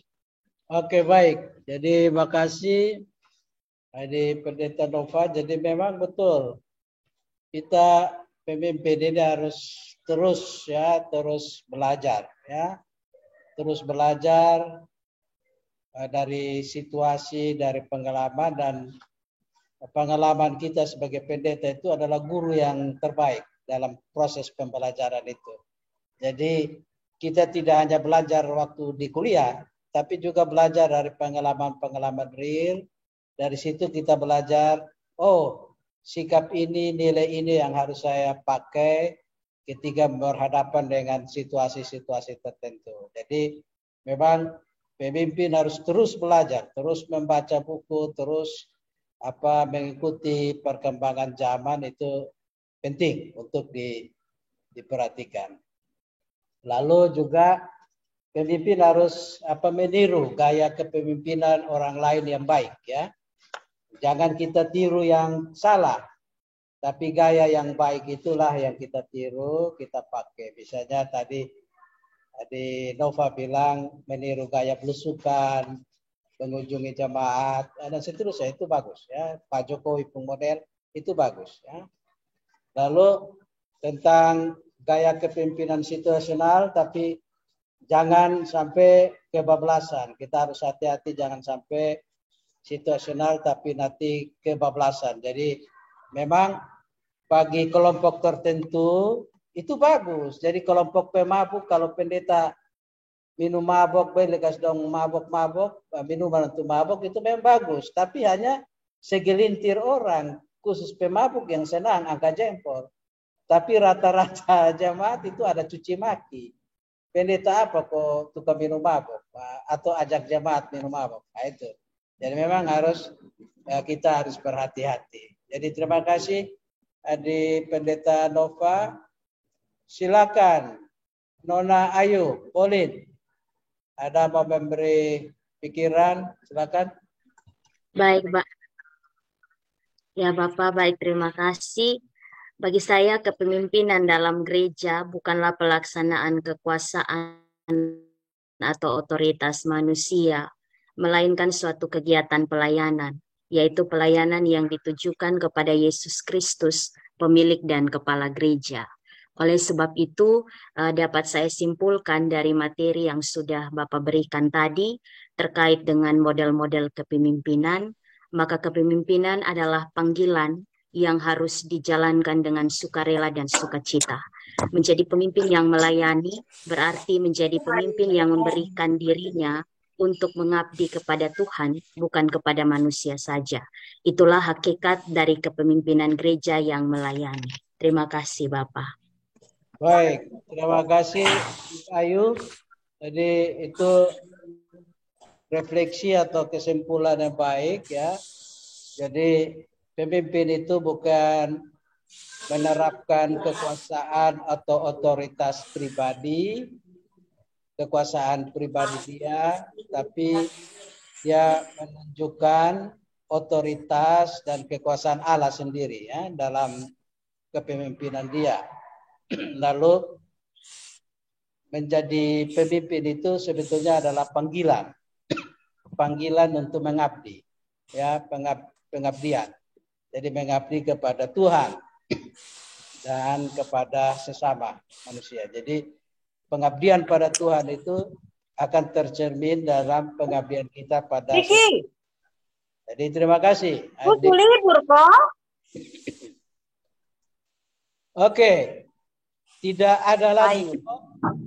Kita sudah sampai di Halo. Oh, masih ada. Adik saya silakan. Ya, Bapak ini sedikit tambahan saja, Bapak. Yang pertama terima kasih Bapak kembali beri kesempatan. Ya. Yang pertama memang kemarin diskusi sangat menarik ketika saya nonton di YouTube, itu luar biasa dan jawaban Bapak juga sangat bernas bagi kami semua. Namun ini bukan soal sekedar berbeda perspektif, tapi ini realistis. Nah, kalau dari sisi potensi itu Gemit punya 2000-an pendeta-pendeta potensial.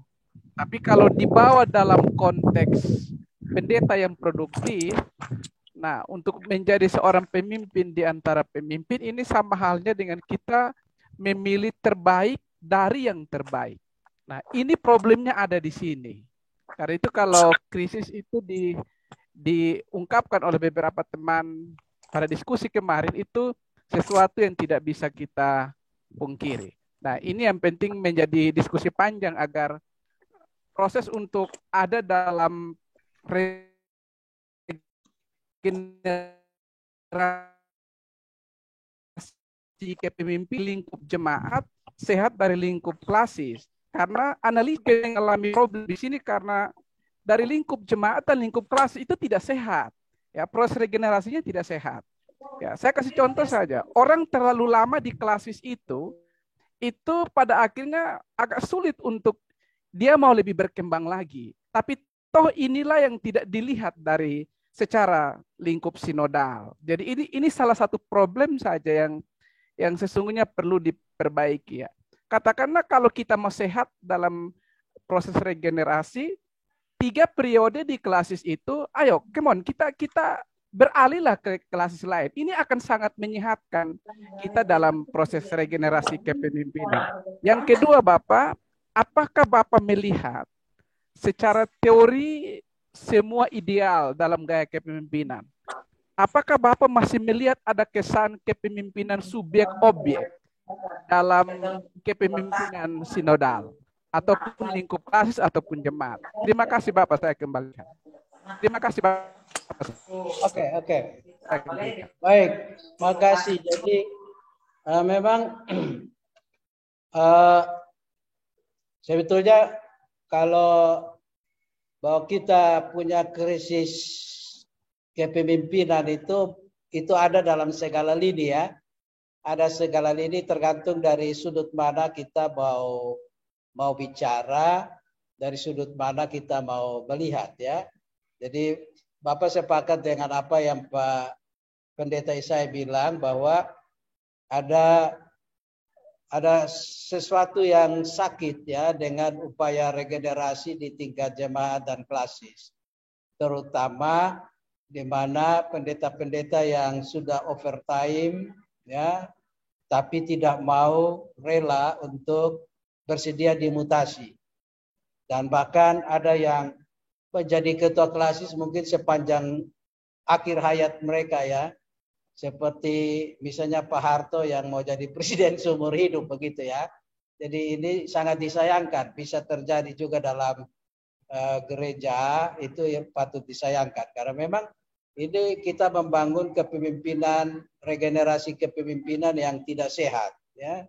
Sangat tidak sehat karena tidak memberi contoh kepada generasi yang berikut ya, dan juga tidak menyiapkan kader. Kalau para pemimpin itu hanya terus mau memimpin dan mati hidup di itu jemaat saja ya. Sudah overtime juga tidak mau. Nah, ini memang satu pergumulan yang berat ya bagi kita di tingkat gemit, di sinodal juga. Karena memang sidang sinode di Oepura itu ada 12 klasis yang sebetulnya telah melanggar peraturan sinode karena sudah overtime tapi tetap menjadi pemimpin di klasis. Dan itu bukan hanya terjadi di 1-2 wilayah, hampir di seluruh wilayah pelayanan gemit ya, 12 klasis di seluruh wilayah pelayanan gemit. Dan ini tanda bahwa regenerasi kepemimpinan kita di klasis-klasis di gemit ini tidak sehat ya, sangat tidak sehat. Sehingga menarik kalau ada di antara adik-adik semua ada yang mau memilih ini sebagai topik tesis ya, untuk supaya bisa dibahas dan memberi sumbangsi jalan keluar pemikiran bagi kita ke depan. Dan memang pertanyaan terhadap Bapak sebetulnya ini pertanyaan untuk kita semua, dan Bapak juga agak sulit menjawab apakah dalam kepemimpinan di kita di sinode atau dimanapun itu kepemimpinan subjek objek itu masih ada. Bisa saja ada kan, tergantung dari perilaku kepemimpinan yang dipraktikkan.